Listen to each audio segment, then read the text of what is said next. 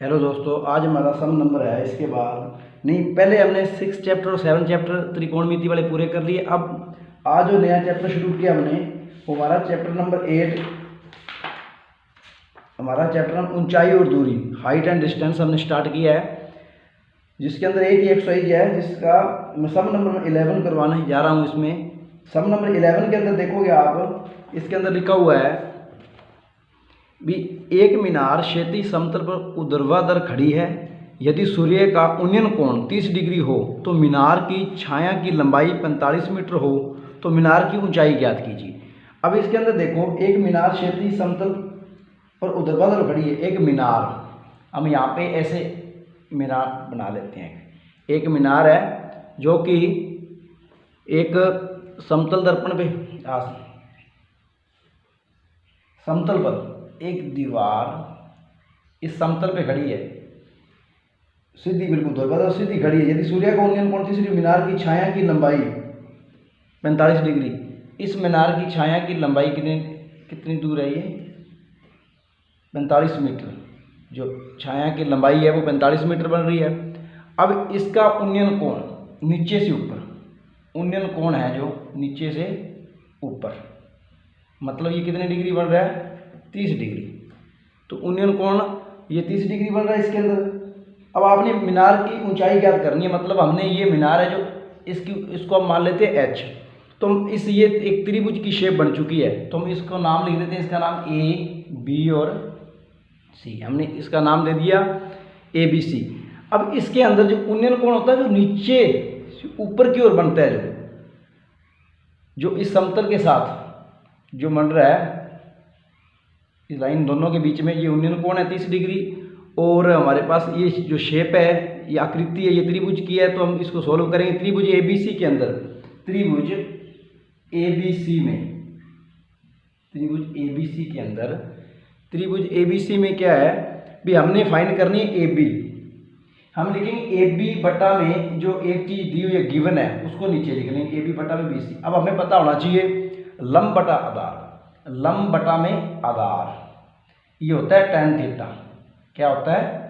tan theta. लंब बटा आधार tan theta होता है। इंग्लिश में इसको बोलते हैं परपेंडिकुलर, परपेंडिकुलर डिवाइड में बेस, परपेंडिकुलर डिवाइड में बेस, ये भी tan थीटा। अब हम इसके अंदर क्या करेंगे? tan थीटा, इसको हम लिखेंगे tan थीटा। थीटा हमारे पास कितनी डिग्री है? 30 डिग्री। थीटा हमारे पास 30 डिग्री है।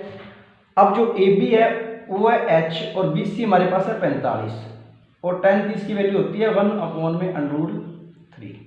अब हमने यहाँ से वैल्यू फाइंड करनी है एच की, तो 45 उधर मल्टीप्लाई में चला जाएगा, 45 बटा में क्या हो जाएगा? √3। 45 बटा में क्या आ गया? √3। अब इस √3 का हम परिमेयकरण करते हैं, हर का परिमेयकरण। √3 से मल्टीप्लाई, √3 से हम डिवाइड करेंगे इसको, तो ये बन गया जी 45 √3, नीचे आ गया 3। √3 और √3 की अगर मल्टीप्लाई करेंगे तो 3 आ जाएगा। √3 और √3 की मल्टीप्लाई करें 3 आ गया, यहाँ से ये कट जाएगा 15 आ गया। अब ये आंसर हमारे पास आ गया 15√3 मीटर, 15√3 मीटर। अब इसमें हम देखेंगे, अगर √3 की वैल्यू भरते हो तो आप इसमें √3 की जो वैल्यू है वो इसके अंदर पुट करो। इसके अंदर गिवन है √3 की वैल्यू, नहीं तो आंसर ही ये दिया हुआ है, आंसर ही इतना है, ये इसका आंसर है। नहीं तो √3 की वैल्यू है जो 1.73, वो भर के 15 से गुणा करना, वो भी आंसर है इसका, सेम ही है।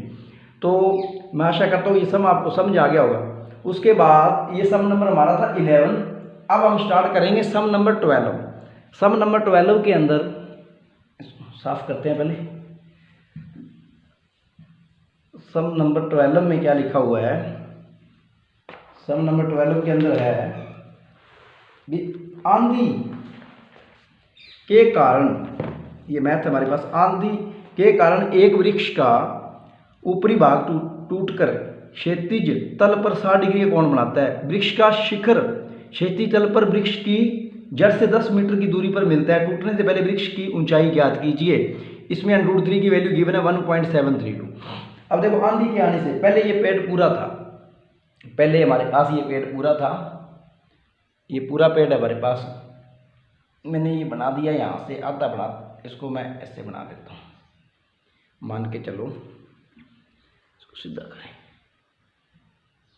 हमने ये बना दिया। अब देखो इसके अंदर यहाँ से टूटा है, पहले ये ऊपर था फुल, जो ये पूरा पेड़ था ये यहाँ से टूटकर नीचे गिरता है, तो मान तो यहाँ तक ज़मीन को छू लेता है ये टूटने के बाद। जब ये ज़मीन को छूता है तो एंगल बनते हैं उसमें 60 डिग्री। एंगल कितने डिग्री बनता है? 60 डिग्री। अब इसके अंदर एंगल 60 डिग्री का कौन बनता है टूटने के बाद? अब ये वृक्ष की जड़ से 10 मीटर दूर गिरता है जाके। यहाँ पे ये वृक्ष की जड़ है, यहाँ पे पूरा पेड़ था, ये आंधी आने से यहाँ से टूट गया। टूटने के बाद ये नीचे गिरा और गिरा इतनी दूर कि यहाँ इस पेड़ से, इस जड़ से 10 मीटर दूर जाके गिरा और एंगल बनता है इसमें कौन बनता है? 60 डिग्री का। अब वो कहता है पूरा पेड़ जो टोटल पेड़ की हाइट कितनी है, तो हम इसको मान लेते हैं ये जो आधा H1 और वो था H2 और फुल को हम क्या बोल देंगे H, फुल को हम बोलेंगे H। अब ये H2 वाला पार्ट टूट के यहाँ पे गिर गया, इसका मतलब ये डिस्टेंस ये सेम है। यहाँ पे ये H1 मीटर था यहाँ पे और ये H2 मीटर हो गया। हमने फाइंड क्या करना है? H1 प्लस H2 दोनों चीज़ें फाइंड करके इन दोनों को जोड़ना है और जोड़ने के बाद इसमें पेड़ की टोटल हाइट आ जाएगी। अब देखो इसके अंदर सबसे पहले हम इस ट्रायंगल को नाम दे देते हैं ABC, A, B और C। अब त्रिभुज हमारे पास ABC है, त्रिभुज ABC के अंदर त्रिभुज हमारे पास ABC में हम क्या चीज़ फाइंड करेंगे? हम H1 फाइंड करेंगे। AB बटे में है BC, ये हो गया जी लंब बटा में आधार, परपेंडिकुलर डिवाइड में बेस। लंब बटा आधार क्या होता है? tan थीटा, थीटा इसमें 60 डिग्री है। अब जो AB है जो वो H1 है, BC हमारे पास 10, tan 60 की वैल्यू क्या है? √3। इसका मतलब H1 की वैल्यू आ गई 10√3 मीटर। अब इसके अंदर अगर √3 की वैल्यू आप पुट कर सकते हो, इसमें √3 की वैल्यू जो हमारे पास है उसको भी आप पुट कर सकते हो, लेकिन इसको इकट्ठा करो, इकट्ठा करने के बाद हम इसमें वैल्यू पुट कर देंगे। देखो ये कैसे? अब इसके अंदर H1 हमारे पास ये आ गया यहाँ पे इतना। अब उसके बाद हम इसमें क्या फाइंड करें? H2। इसी में H2 फाइंड करने के लिए हम क्या करेंगे? जो H2 है वो उसका नाम है AC बटा में BC, AC बटा कर्ण बटा में आधार, कर्ण बटा आधार क्या होता है? देखो हमें पता है लाल कक्का, आधार बटा कर्ण होता है कोस, ये कर्ण बटा में आधार हो गया हमारे पास। ये जो है ये कर्ण बटा में आधार है, तो इसको हम क्या लिखेंगे? कर्ण बटा आधार जो है ये है हमारा आधार बटा कर्ण। अगर आधार बटा कर्ण होता तो हम इसको लिखते कोस थीटा, लेकिन हमने या फिर इसको उसको ऊपर करो, इसको ऊपर ले लेने की बात है। अगर इसके अंदर इसको ऐसे लिखते हो, अगर या तो कोस 60 की वैल्यू याद रहेगी 1/2 होती है, या फिर आप ऐसे भी लिख सकते हो। AC लिखा है ना हमने, AC के स्थान पे हम क्या कर सकते हैं? इसको उल्टा भी कर सकते हैं, हम इसको BC भी लिख सकते हैं। पहले BC बटा में हमने क्या लिख दिया? AC। अब BC बटा में AC। अब देखो ये क्या हो गया? आधार बटा में कर्ण, आधार बटा में कर्ण कोस थीटा और कोस है जी 60 डिग्री, तो इसमें कोई फर्क नहीं पड़ता। अगर कर्ण बटा आधार भी लिख सकते हो तो उसमें सेक थीटा सेक 60 की वैल्यू पुट कर देते। अब इसमें कोस 60 की वैल्यू लिखेंगे हम। देखो BC कितना है 10 और AC कितना है हमारे पास H2, और ये आगे कोस 60 की वैल्यू कितनी है? 1/1 में क्या होती है? 2। कोस 60 की जो कोस 60 की वैल्यू ये यहाँ पे हम H2 फाइंड करेंगे। H2 जब हम फाइंड करेंगे तो 10 गुणा में 2 हो जाएगा। ये H2 की वैल्यू आ जाएगी 20 मीटर। अब इसका मतलब जो टूटा हुआ पार्ट है वो कितना है? 20 मीटर, और जो बाकी जो स्टैंड पे है वो है 10√3 मीटर। अब इन दोनों को हम प्लस करेंगे, H1 प्लस H2, ये आ गया हमारे पास 10√3 प्लस 20। ये कितना हो गया? ये हो गया जिसमें से 10 कॉमन आ जाएगा, यहाँ पे रहेगा √3 प्लस 2, √3 प्लस 2। इसके अंदर अब √3 प्लस 2 ये हमारे पास आ चुका है। अब इसके अंदर हम क्या करेंगे? यार कॉमन तो हमने ले लिया, अब यहाँ पे वैल्यू भी पुट कर सकते हो, या फिर इसको कॉमन लेने की बजाय आप इस √3 की वैल्यू लिखो। यहाँ पे 1.73 और 2 प्लस है 20। अब देखो इसमें से अगर 10 से मल्टीप्लाई करेंगे ये 17.32 हो जाएगा और प्लस है 20। अब देखो सीधा ही है, ये 17.32 हो गया ये, अब 17 पॉइंट हमारे पास ये 32 है, तो इन दोनों को हम क्या कर देंगे, अब प्लस कर देंगे इन दोनों को। तो प्लस करने के बाद ये कितना हो जाएगा, अब आप इसको जोड़ के देखो, जोड़ने के बाद ये कितना हो जाएगा, इसमें आ जाएगा ये 37, 20 के अंदर ये 17 पॉइंट जोड़ोगे तो 37.32 मीटर, 37.32 मीटर है जो जिसका जो आंसर आ जाएगा एच, जो टोटल जो हाइट है इसकी पेड़ की। तो ये समझ आ गया होगा आपको। अब देखो इसके, मैं एक बार फिर आपको रिपीट कर देता हूँ ये सब। इसके अंदर क्या था, हमारे पास ट्रायंगल ये था, एक पूरा पेड़ था, पेड़ जो पेड़ का जो आधा पार्ट टूटा है वो टूटने धरती पे आ गिरता है वो, और जो इसकी पेड़ की यहाँ जड़ से 10 मीटर दूर गिरता है आके। अब यहाँ पे हमने इसको नाम दे दिया H1, जो उस पे स्टैंड जो खड़ा है, जो ये गिरा हुआ है उसको हम दे दिया H2 नाम, और एंगल बनता है 60 डिग्री का कोण बना रहा है ये। अब हमारे पास हमने क्या किया, इसको नाम दे दिया ABC, मैंने नाम दे दिया। नाम देने के बाद ये ट्रायंगल की शेप में है, ट्रायंगल ABC में हमने क्या किया, इसमें H1 और H2 हमने दोनों फाइंड करना है, क्योंकि H1 भी पेड और H2 भी पेड है। इन दोनों को फाइंड आउट करने के बाद इन दोनों को हम जोड़ कर दिया हमने दोनों का। तो जोड़ करने के बाद ये 37.32 मीटर ये इसका आंसर आ चुका है। तो हमारा ये सम नंबर जो ये 12 था, 11 के बाद हमने ये सम नंबर 12 किया था। जो 12 सम आपको समझ आ गया होगा। अगर वीडियो अच्छी लगी इसको लाइक और सब्सक्राइब जरूर कीजिए, और इसको अगर ना समझ आए इसको फिर से देखो, समझ आ जाएगा समझिए। नेक्स्ट उसके बाद जो हमारा सम नंबर है वो 13 सम है, जो सम नंबर 13 के अंदर 13 को कैसे करेंगे हम। 13 में लिखा हुआ है, यदि किसी अपूर्ण मीनार के आधार से 120 मीटर दूर स्थित किसी बिंदु से मीनार के शिखर का उन्नयन कोण 30 डिग्री है। अच्छा जी, 120 ये आधार से, मीनार के आधार से 120 मीटर दूर उन्नयन कोण 30 डिग्री है। ज्ञात कीजिए मीनार को कितना ऊंचा बनाया जाए जिससे उसी स्थान पर उसका उन्नयन कोण 60 डिग्री हो जाए। देखो अब हमारे पास ये क्या है, हम इसके अंदर क्या गिवन है, भी एक मीनार है, एक मीनार के आधार से मैंने ये मीनार बना दी एक। अब इस मीनार के आधार से, इस मीनार के आधार से यहाँ से इसमें क्या लिखा हुआ है, मीनार के आधार से 120 मीटर दूर स्थित मीनार के 120 मीटर पे, 120 मीटर पे यहाँ पे इसका उन्नयन कोण कितना है, यहाँ पे इसका उन्नयन कोण है, तो मान के चलो मैं इसको इससे मिला देता हूँ। इसका जो उन्नयन कोण बता रहा है इसके अंदर वो है 30 डिग्री। ठीक है जी, 30 डिग्री। अब देखो इसी से यहाँ से इसका एंगल 60 डिग्री होना चाहिए, और मीनार को कितनी और बढ़ाई जाए, ये मीनार की हाइट कितनी और हो। हम इसको मान लेते हैं ये यहाँ तक है, और इसी एंगल से, तो ये एंगल कितनी डिग्री है, 60 डिग्री।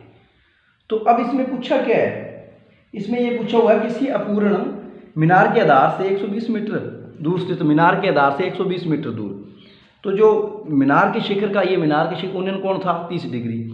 उसके बाद देखो इसमें लिखा हुआ है, याद कीजिए मीनार को कितना ऊंचा बनाया जाए, इस मीनार को और कितनी बढ़ाई जाए जिसपे इसी पॉइंट पे एंगल 60 डिग्री होना चाहिए, उन्नयन कोण कितना होना चाहिए, 60 डिग्री। अब हमने फाइंड क्या करना है, इसके मीनार की ऊंचाई फाइंड करनी है। अब हमने कौन सा पार्ट फाइंड करना है, ऊपर वाला। हम इसको मान लेते हैं H1, इसको मैंने मान लिया H2, और पूरी मीनार को मैंने क्या मान लिया, पूरी मीनार को मैं H मान के चलता हूँ। ये H1 और ये H2, और पूरी मीनार को मैं इसमें H मान के चलता हूँ। अब इसके अंदर आपके पास ट्रायंगल दो ट्रायंगल होगी। एक तो मेरे पास, इसको मैं A, B और C लिख दिया मैंने। इसमें ट्रायंगल ABC मैंने नाम दे दिया, ABC दे दिया, इसको मैं D दे देता हूँ, कोई बात नहीं, जैसे भी नाम आपने लिखने हैं, नाम लिखने नंबर वाइज। जिसमें हमने ABCD नाम दे दिया इसमें। अब इसके अंदर हम क्या करेंगे, हम इसमें या तो H1 फाइंड करेंगे, H1 फाइंड करने के बाद या फिर पूरी H1 और H दोनों फाइंड कर लेंगे। H में से H1 माइनस कर देंगे, H2 आ जाएगा। तो हमें वही पार्ट निकालना है, H2 वाला। तो हमारे पास ट्रायंगल है जो इन ट्रायंगल ABC में, इन ट्रायंगल त्रिभुज ABC के अंदर, त्रिभुज ABC में हमारे पास ABC के अंदर क्या है, वो हमने AB बटा में क्या लिखा, मैंने BC, AB बटा में मैंने क्या लिख दिया, BC। अब AB बटा में जो BC है,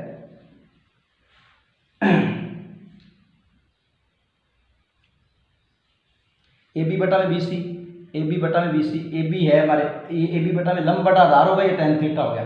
tan थीटा कितना है इसमें, 30 डिग्री।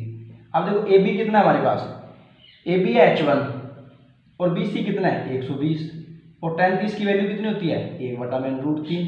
tan 30 की वैल्यू 1/√3, और यहाँ से H1 क्या आ जाएगा, H1 आ गया जी 120/√3 मीटर।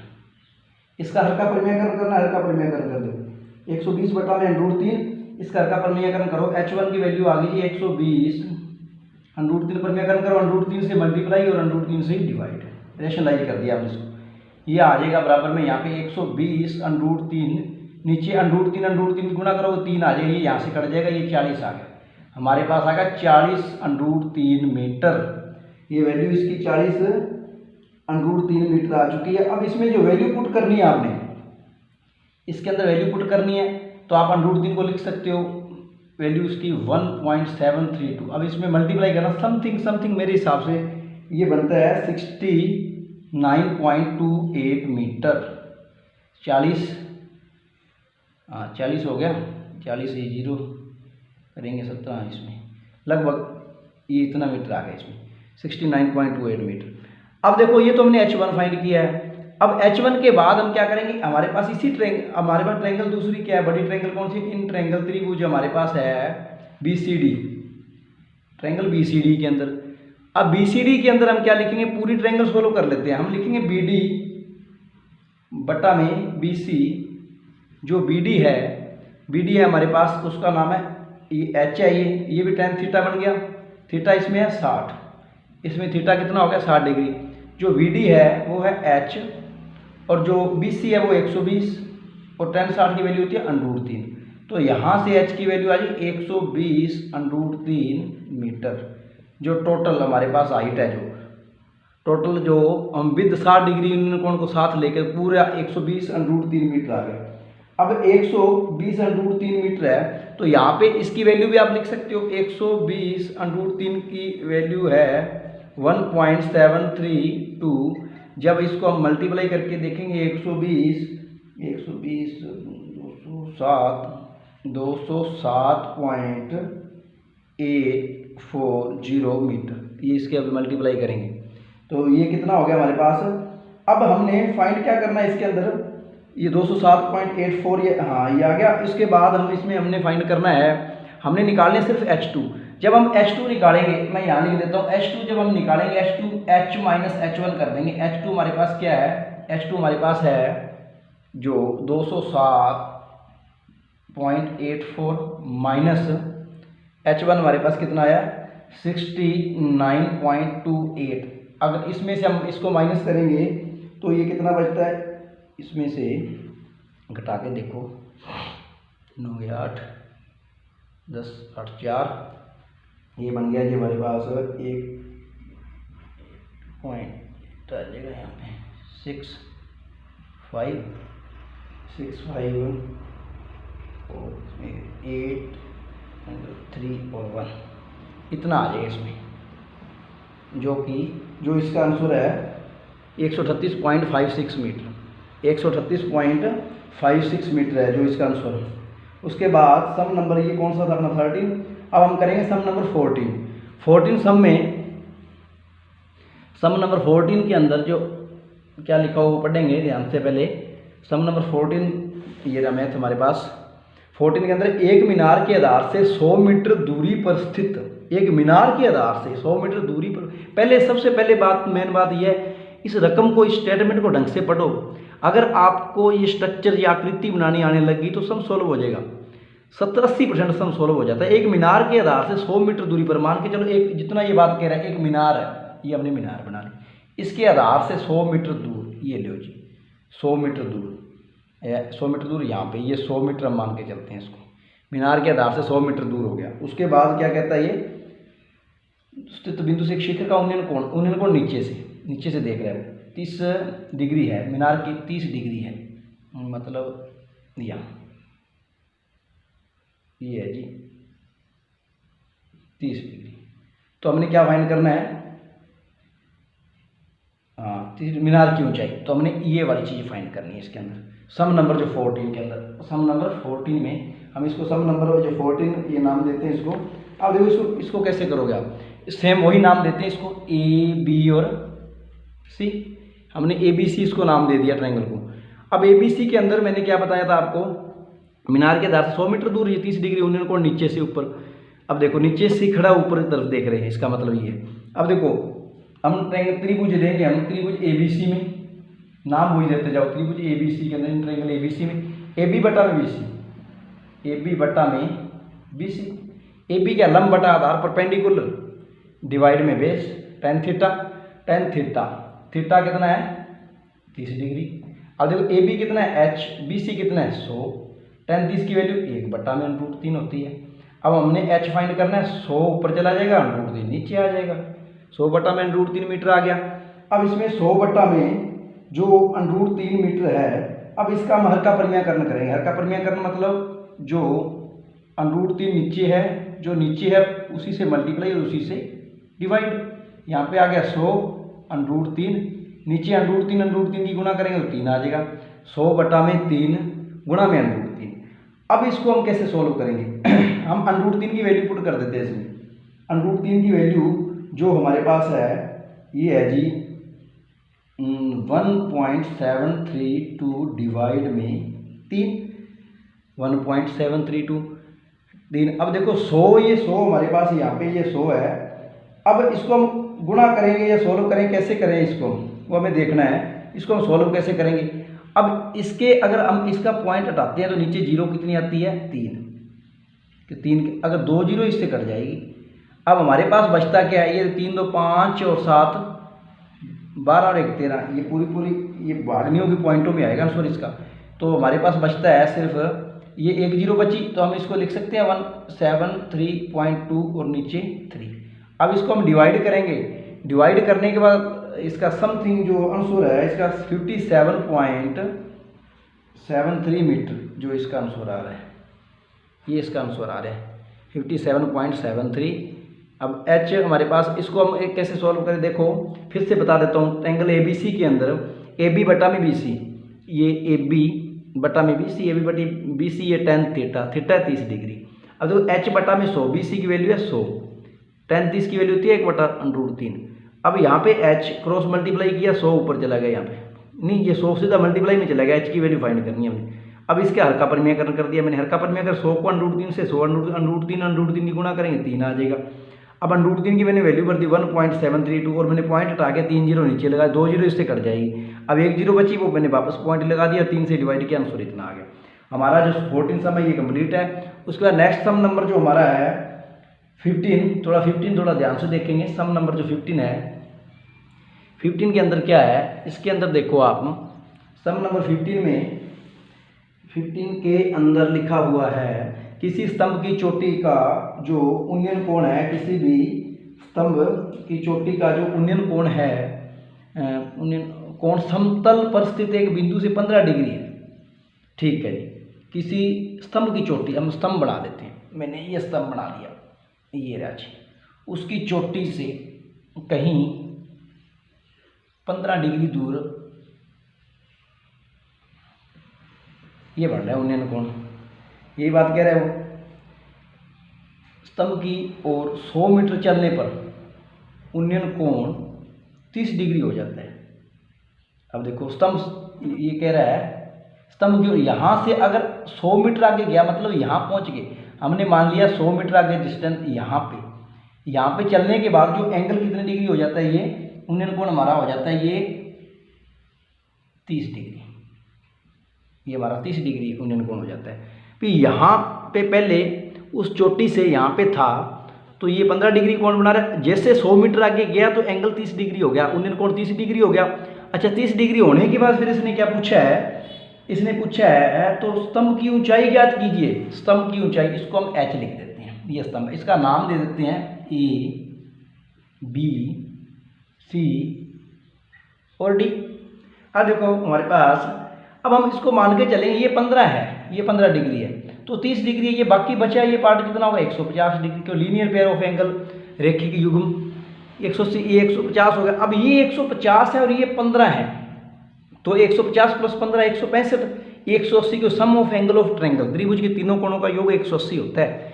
तो 150 और 15 165, 180 में बाकी बचे कितने 15, इसका मतलब ये भी 15 डिग्री हो गया।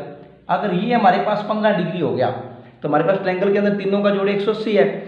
अब देखो इसके अंदर दोनों, अगर इसको हम ट्रायंगल मान के चलते हैं ए सी डी को, अगर इसको हम ए सी डी को ट्रायंगल मान के चले, ये 15 डिग्री है और ये 150 डिग्री है, ये 150 डिग्री है और ये 15 डिग्री है।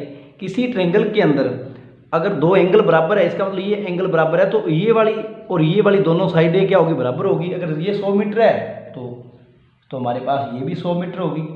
तो ये बात समझ आई होगी आपको। यहाँ पे 15 डिग्री था, फिर मैं रिपीट करता हूँ, इसको 15 डिग्री है और ये 30 डिग्री 100 मीटर चलने के बाद हो गया। तो यहाँ पे 150 लीनियर पेयर ऑफ एंगल है, 180 होता है दोनों इनका जोड़, तो 150 हो गया। अगर ये 150 है, ये 15, 165, वो तीसरा एंगल वो 15 डिग्री आएगा। अगर किसी ट्रायंगल के त्रिभुज के अंदर दो कोण बराबर है तो दो भुजाएं भी बराबर होगी। तो ये 100 है तो वो भी 100 है। हमने हाइट फाइंड क्या करनी है इसमें, h। तो हम क्या लिखेंगे, इन ट्रायंगल एबीसी से काम चलेगा। इन ट्रायंगल एबीसी में, एबीसी के अंदर त्रिभुज एबीसी में हमने h फाइंड करनी है।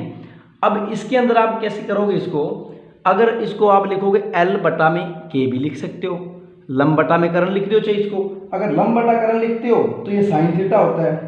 अगर मान के चलो इसको हमने क्या लिख दिया भी, यहाँ पे ये ए बी जो इसमें लंब बटा, इसको अगर करण लिखोगे आप, लंब बटा करण इसको लिखो, ए बी बटा में क्या लिखोगे आप इसको, ए सी, क्योंकि ये गिवन है हमारे पास, ए बी बटा ए सी। ये लंब बटा में करण, मतलब लंब बटा में करण क्या होता है, साइन थीटा। क्या होता है, साइन थीटा। इसको परपेंडिकुलर डिवाइड में हाइपो, इंग्लिश में कहेंगे, ये साइन थीटा हो गया। अब देखो ए बी बटा में ए सी, अब ए बी बटा में ए सी, ये साइन थीटा, इसमें थीटा है हमारे पास, इस ट्रायंगल का 30 डिग्री, साइन 30 हो गया। अच्छा जी, अब उसके बाद ए बी हमारे पास h, ए सी कितना है 100, ए सी 100 मीटर है। साइन 30 की वैल्यू थे 1 बटा में 2, 0 आधा, हाँ साइन 30 की वैल्यू होगी 1 बटा 2 में। यहाँ पे हम h निकालेंगे, ये 100 उधर मल्टीप्लाई में चला जाएगा, डिवाइड में है, 100 मल्टीप्लाई में चला गया, यहाँ पे आ गया जी 50। ये h की वैल्यू आ गई हमारे पास 50 मीटर, ये h हमारे पास आ गया। जो हमने फाइंड करना था इसके अंदर, h मीनार जो स्तंभ है वो उसकी हाइट फाइंड करनी थी, उसमें 50 मीटर आ गया। जो सम नंबर हमारा ये था 15। अब हमारे 15 सवाल इससे एक्सरसाइज के हो चुके हैं। ये अगर ये वीडियो आपको अच्छी लगे, इसको लाइक और सब्सक्राइब जरूर कीजिए। नेक्स्ट वीडियो के अंदर हम जो इसके अंदर जो सम बचते हैं, मैंने यहाँ 15 तक करवाए, आगे जितने भी 28 तक है, तो 1-2 वीडियो के अंदर ये कंप्लीट हो जाएगा। अगर इसको लाइक और सब्सक्राइब जरूर कीजिए। अगर समझ ना आया हो इसको फिर से देखो। धन्यवाद।